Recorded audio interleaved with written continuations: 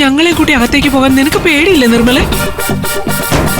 പേടിയുണ്ടോന്ന് ചോദിച്ചാ ഇല്ലാതില്ല. പിടിക്കപ്പെട്ട 3 പേരും പെടും. പക്ഷെ നമുക്കിതല്ലാതെ വേറെ വഴിയില്ലല്ലോ. അല്ല എന്റെ പുതിയ 2 ആൾക്കാരെ കാണുമ്പോ ഓഫീസിലുള്ളവർക്ക് സംശയം തോന്നില്ലേ? അതൊക്കെ ഞാൻ നോക്കോളാം. നിങ്ങളെ തരം പോലെ നിന്നാ മാത്രം മതി. എങ്കിൽ പിന്നെ വാ, ഇന്ന് പവിത്രനെയും കൊണ്ടേ നമ്മൾ ഓഫീസിൽ നിന്ന് പുറത്തേക്ക് പോവും. അത് ഉറപ്പ്. നടക്കേണ്ടേ?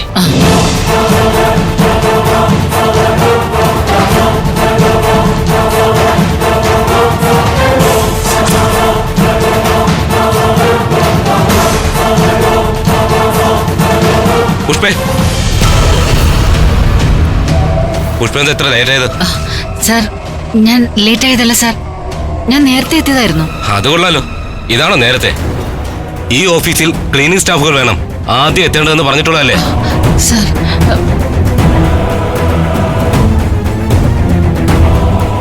ഓഫീസ് ടൈം മുമ്പേ ഫുൾ ക്ലീൻ ചെയ്തിരിക്കണം. ഞാൻ ക്ലീനിങ് സ്റ്റാഫ് അല്ലല്ലോ സാർ. സാർ, ഞാൻ 8 മണിക്ക് തന്നെ വന്നതാ. അപ്പോഴാ ഗോപൻ സാർ വിളിച്ചു പറഞ്ഞത് ക്ലീനിങ്ങിന് 2 സ്റ്റാഫുകൾ വരും, അവർക്ക് ഓഫീസ് അറിയില്ല, ജംഗ്ഷനിൽ പോയി വിളിച്ചോണ്ട് വരാൻ. പക്ഷേ ലേറ്റ് ആയിപ്പോയി. ഞാൻ ഇവരെ വിളിക്കാൻ പോയതാ. പുതിയ സ്റ്റാഫുകളെ അപ്പോയിന്റ് ചെയ്തോ? അത് ഞാൻ അറിഞ്ഞില്ലല്ലോ. സാർ, ഇന്ന് ഒരു ദിവസത്തേക്കാ. ലത ലീവായിരുന്നതുകൊണ്ടേ പകരം വന്നതാ. ഒരാൾ ലീവ് എടുത്തതിന് പകരം 2 പേരോ? അതെന്തിനാ? ലത ഒറ്റയ്ക്ക് ചെയ്യുന്ന ജോലി ഞങ്ങൾ 2 പേരും കൂടെ നിഷ്പ്രയാസം ചെയ്യും സർ. അതിത്ര ഗമയിൽ പറയുന്ന എന്തിനാ? ഒരാളുടെ ജോലി 2 പേർ ചേർന്ന് ചെയ്യുന്നതേ വലിയ മിടുക്കൊന്നുമല്ല. എന്താ നിങ്ങളുടെയൊക്കെ പേര്? ഞാൻ ജാനകി. എന്റെ പേര് സീത. 2 പേരും ആ മാസ്ക് ഒന്ന് മാറ്റി മുഖം ഒന്ന് കാണട്ടെ.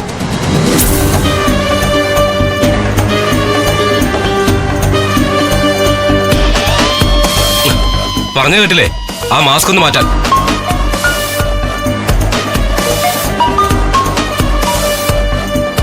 Hello, good morning sir.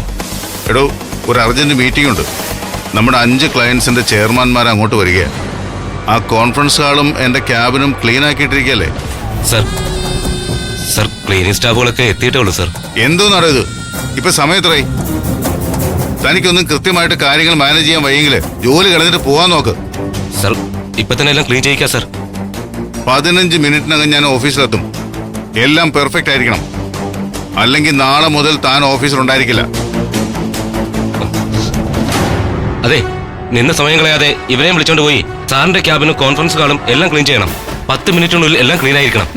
വേഗം ചെല്ലേ, വേഗം. വാ, നമുക്ക് ജോലി തുടങ്ങാം. അതെ സാർ, റെഡിയാക്കാം.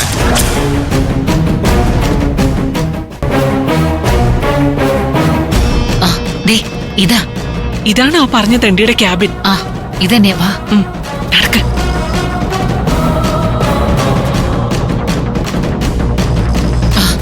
ഇതിനകത്താ. ദൈവമേ, ഇതിനകത്താണോ ആ മനുഷ്യനെ വെച്ച് പൂട്ടിയേക്കുന്നത്? അവനെങ്ങാനും ശ്വാസം കിട്ടാതെ ചത്തു കാണോ? ശ്വാസമൊക്കെ കിട്ടി, ഞാൻ നോക്കട്ടെ. പവിത്ര, പവിത്ര, പവിത്ര, പവിത്ര, പവിത്ര, പവിത്ര.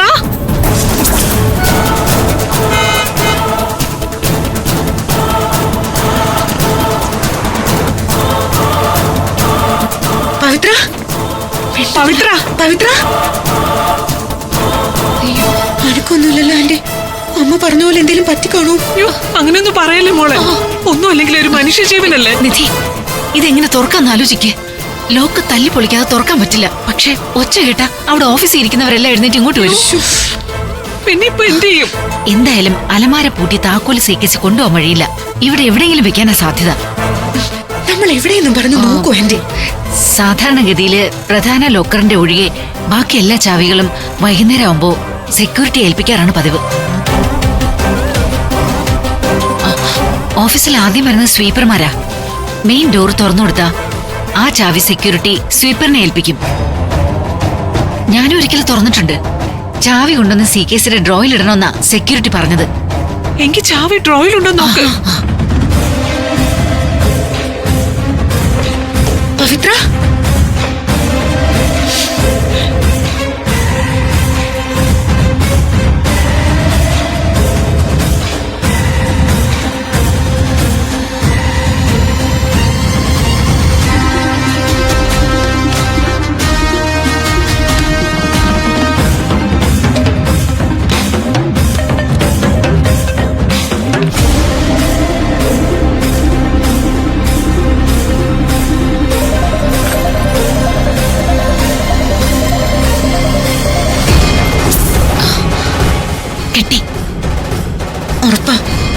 താക്കോൽ കൂട്ടത്തിൽ ഏതോ ഒരെണ്ണം ഈ അലമാരയുടേത് തന്നെയാ.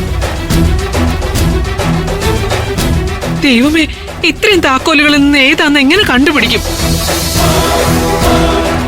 വെറുതെ ആലോചിച്ച സമയം കളയണ്ട. സാധ്യതയുള്ള ഓരോന്നായിട്ട് നമുക്കിട്ട് തുറന്നു നോക്കാം. കൊണ്ടോ.